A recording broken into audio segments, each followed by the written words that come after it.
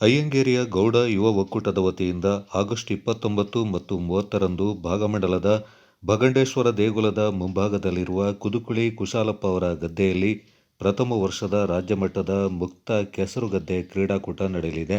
ಗೌಡ ಯುವ ಒಕ್ಕೂಟದ ಅಧ್ಯಕ್ಷ ಭರತ್ ಕಾವೇರಿ ಮನೆ ಅವರು ಕ್ರೀಡಾಕೂಟದ ವಿವರಗಳನ್ನು ನೀಡಿ, ಆಗಸ್ಟ್ 29ರಂದು ಕೆಸರುಗದ್ದೆಯ ಕ್ರಿಕೆಟ್ ಪಂದ್ಯಾವಳಿ ಏರ್ಪಾಡಾಗಿದ್ದು, ಈಗಾಗಲೇ 24 ತಂಡಗಳು ನೋಂದಣಿಯಾಗಿದೆ.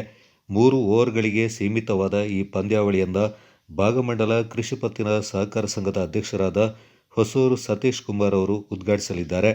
ಪಂದ್ಯಾವಳಿ ವಿಜೇತ ತಂಡಕ್ಕೆ 10,000 ರೂಪಾಯಿ, ದ್ವಿತೀಯ 8,000 ನಗದು ಹಾಗೂ ಆಕರ್ಷಕ ಟ್ರೋಫಿಗಳನ್ನು ಬಹುಮಾನವಾಗಿ ವಿತರಣೆ ಮಾಡಲಾಗುತ್ತೆ ಎಂದರು. ಆಗಸ್ಟ್ 30ರಂದು ಬೆಳಗ್ಗೆ 10 ಗಂಟೆಗೆ ಮಹಿಳೆಯರ ವಿಭಾಗದ ವಾಲಿಬಾಲ್ ಪಂದ್ಯಾವಳಿ ನಡೆಯಲಿದ್ದು, ಇದನ್ನು ಮಡಿಕೇರಿ ತಾಲೂಕು ಕನ್ನಡ ಸಾಹಿತ್ಯ ಪರಿಷತ್ನ ಅಧ್ಯಕ್ಷರಾದ ಕಡ್ಲೇರ ತುಳಸಿ ಮೋಹನ್ ಉದ್ಘಾಟಿಸಲಿದ್ದಾರೆ. ಪಂದ್ಯಾವಳಿ ವಿಜೇತ ತಂಡಕ್ಕೆ 10,000, ದ್ವಿತೀಯ 8,000 ಮತ್ತು ಆಕರ್ಷಕ ಟ್ರೋಫಿಗಳನ್ನು ನೀಡಲಾಗುತ್ತೆ ಎಂದರು. ಪುರುಷರ ವಿಭಾಗದ ವಾಲಿಬಾಲ್ ಪಂದ್ಯಾವಳಿಯನ್ನು ಒಕ್ಕೂಟದ ಖಜಾಂಚಿ ಕಾವೇರಿ ಮನೆ ಸುಗ್ಗು ಅವರು ಉದ್ಘಾಟಿಸಲಿದ್ದು, ವಿಜೇತ ತಂಡಕ್ಕೆ 10,000 ಮತ್ತು ದ್ವಿತೀಯ ಸ್ಥಾನ ಪಡೆಯುವ ತಂಡಕ್ಕೆ 8,000 ರೂಪಾಯಿ ನಗದು ಬಹುಮಾನ ನೀಡಲಾಗುತ್ತೆ.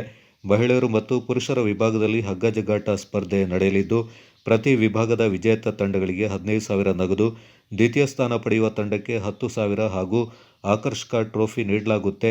ಪಂದ್ಯಾವಳಿಯನ್ನು ಒಕ್ಕೂಟದ ಕ್ರೀಡಾಧ್ಯಕ್ಷರಾದ ಬಾರಿಕೆ ಅರುಣ್ ಉದ್ಘಾಟಿಸಲಿದ್ದಾರೆಂದರು. ಸಮಾರೋಪ ಸಮಾರಂಭ ಸಂಜೆ ವಿರಾಜಪೇಟೆ ಶಾಸಕ ಎಸ್ ಪೊನ್ನಣ್ಣ ಅವರ ಅಧ್ಯಕ್ಷತೆಯಲ್ಲಿ ನಡೆಯಲಿದೆ.